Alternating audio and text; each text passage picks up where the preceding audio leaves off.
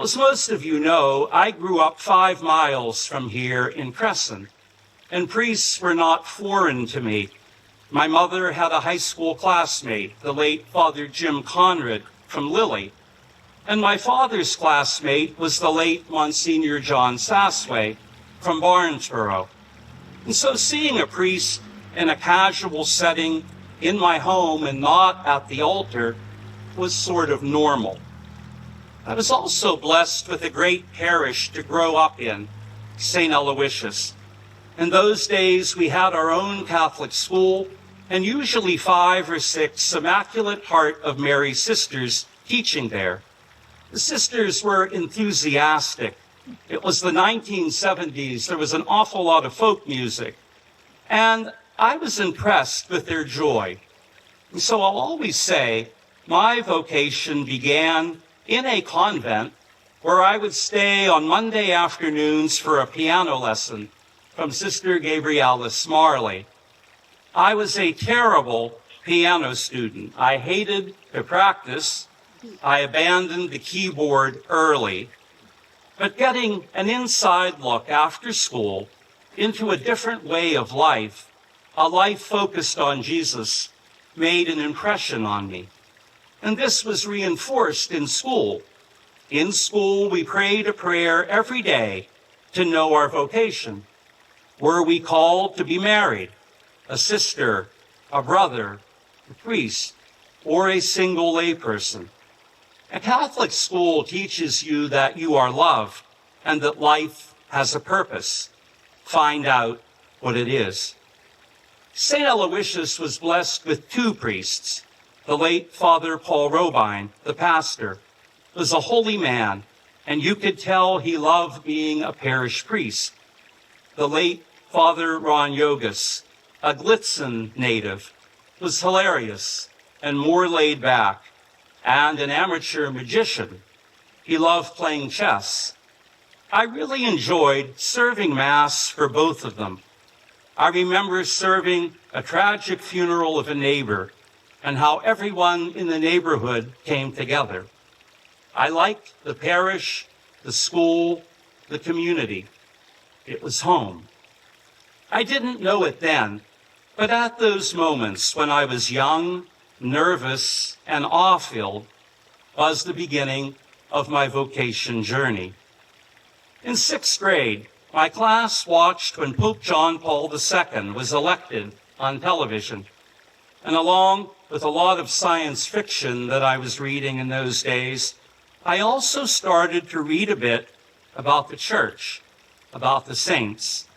I was interested in a biography of Pope John the 23rd. It became a favorite book. In 7th grade, my aunt invited me to join her on a bus trip from St. Rose of Lima Parish, Altoona, when the Holy Father visited Philadelphia in October of 1979.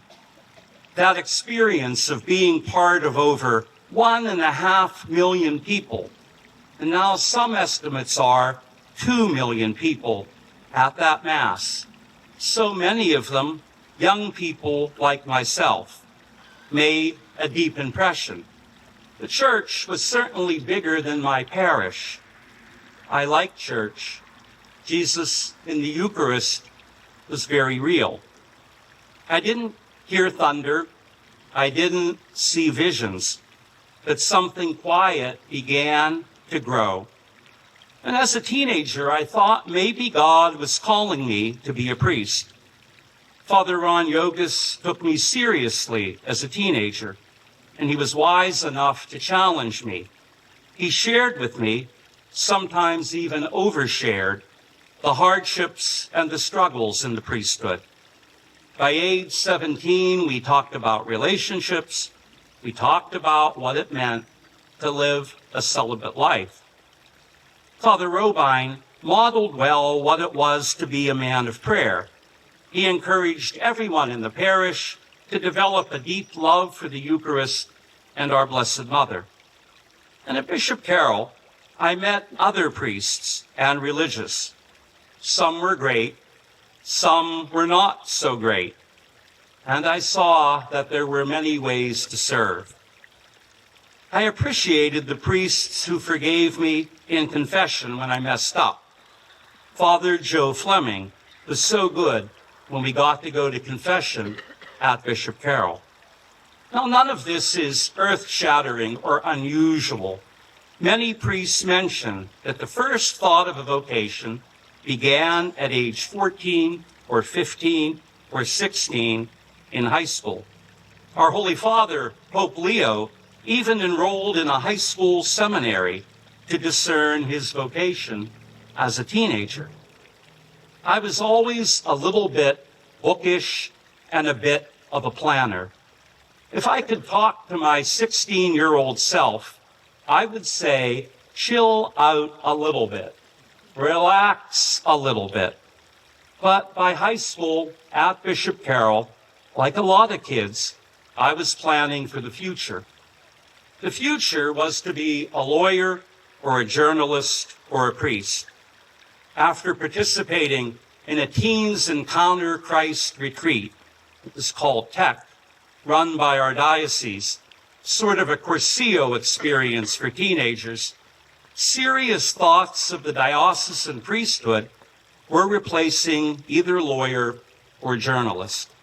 And by senior year, I said to myself, if I am going to spend my life here, I need to get out of here for a little while. I need to be a little more on my own. I had a scholarship to St. Francis, but I began college in Columbus, Ohio, at the Pontifical College Josephinum. It was a seminary college where you could begin to prepare for the priesthood.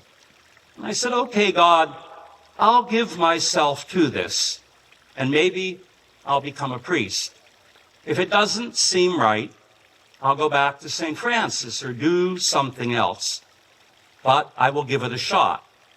Or they will throw me out. Well, I didn't leave. Happily, I wasn't thrown out. I stayed, and I grew up.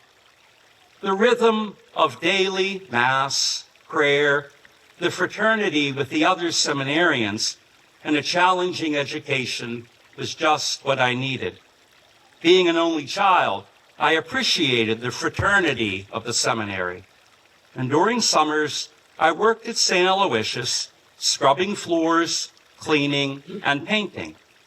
I also worked for 3 summers right down the road here at the Cambria County Detention Home, now Adelphi Village, with at-risk youth.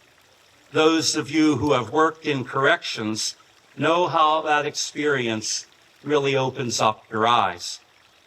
One of the most significant college experiences was getting the opportunity during the summer of my junior year to study Spanish in Mexico and do some missionary work in rural villages in northern Mexico. Being vulnerable in a foreign culture, experiencing a poor rural culture, not being great at the language was humbling and challenging. And I also discovered that I was happy.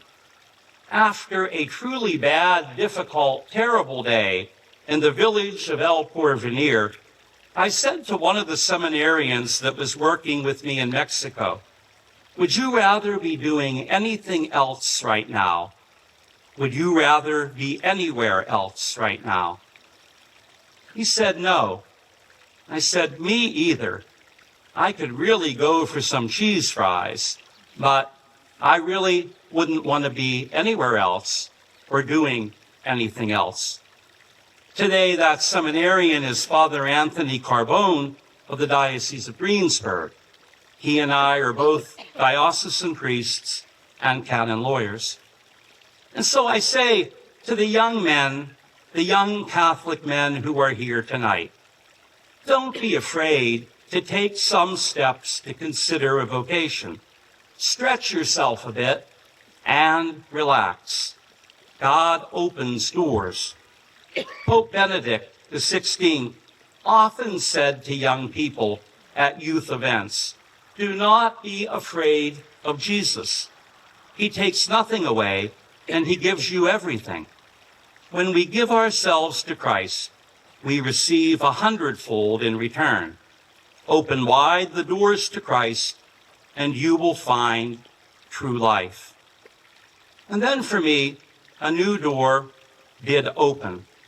I was assigned to priestly formation at the North American College in Rome, studying with lay people and priests and religious from all over the world at the Gregorian University. That far-off figure of Pope John Paul II at that papal mass in Philadelphia, well, now he lived right next door, and he would offer me personal kindness, and it was an amazing 5 years. There was an important tradition at my seminary that takes place on your very last day there. Everyone would leave on a different day in June, heading home to be ordained or to begin a first assignment. In the midst of exam time, we gathered in the early morning, and one by one, the names of the departing students were read aloud. On my final day, June 22nd, 1994, along with 4 other guys flying home that particular day, it was announced, John David Byrnes, sent to preach the gospel in the Diocese of Altoona-Johnstown, Pennsylvania. And the bells of the seminary began to ring, echoing through the courtyard. And I exited that seminary for the final time as a missionary being sent home. That moment captures something essential about the diocesan priesthood, something St. Pope John Paul II wrote about beautifully in his encyclical, Pastoris Dabo Vobis, I will give you shepherds. And he said this, the priest is marked with a pastoral and missionary spirit. He is formed not for himself, but for others, for the church and for the world. The priest is always sent to bring Christ, to serve, to shepherd, to evangelize in a particular place. No one understood that better than the founder of our parish, Father Demetrius Blitzen, whose courageous mission began 225 years ago in these very mountains on this very spot. Born into Russian nobility, Demetrius Blitzen could have had a life of luxury and power. But when he encountered Jesus and he heard the call to priesthood, he chose a different path. He came right here to the raw and untamed frontier of the Allegheny Mountains as a missionary parish priest, to build a church where there was none, to bring the sacraments to a people without them, to labor in obscurity, and to offer his life in service. He began preparing when he was 23 years of age. He began serving here when he was 29 years of age, and he served for 40 years until an early death at age 69. Blitzen rode on horseback through our forests and mountains to celebrate Mass, to baptize, to bury the dead, and to hear confessions. He built a church, a parish, a community, and eventually laid the foundation for Catholic life across this entire region. Jesus is still calling men to travel over these mountains, to celebrate Mass, to bury the dead, to hear confessions, to serve the church. I like to go over these mountains in a RAV4. All of these priests here are up and down the mountain. Some days we say, how many times are we going? Up and down the mountain. We need young men in the spirit of Blitzen to go up and down the mountain.